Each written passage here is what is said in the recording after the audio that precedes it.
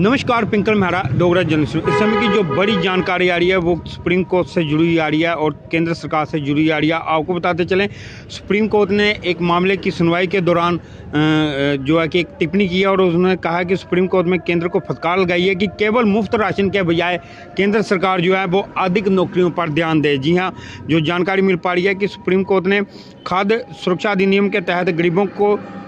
को भोजन प्रदान करने वाली संबंधित मामले की सुनवाई के दौरान जो है कि केंद्र सरकार को कहा कि केवल मुफ्त राशन देने के बजाय रोजगार के जो अवसर हैं वो सृजन करने पर ध्यान दे केंद्र सरकार। जी हाँ, केंद्र सरकार को ये उन्होंने कहा कि आप मुफ्त राशन की जो योजना चला रहे हैं उसके बजाय आप जो है कि नौकरियां पैदा करने पर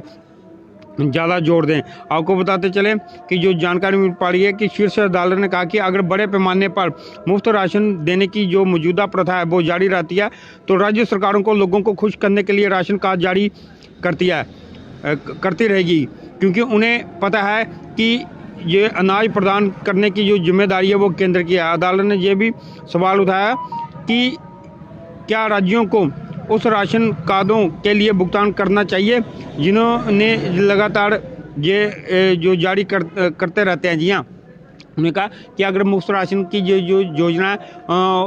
ये चलती रहती है तो इसका जो सारा भार है वो केंद्र सरकार उठाती है। ऐसे राज्य सरकारों को भी क्या जो राशन कार्ड वो जारी करती रहती हैं और जिससे क्या वो उन राज्य सरकारों को भी इसका भार उठाना चाहिए। और जो जानकारी मिल पा रही है कि केंद्र सरकार ने जो बताया की तरफ से जो वहाँ पर जो सॉलिसिटर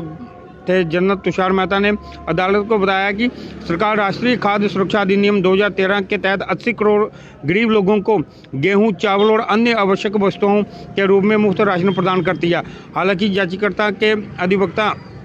जो है जो जानकारी है इसके बजाय केंद्र सरकार को जो कि रोजगार सृजित करने चाहिए, जिससे लोगों को रोजगार मिले या लोगों के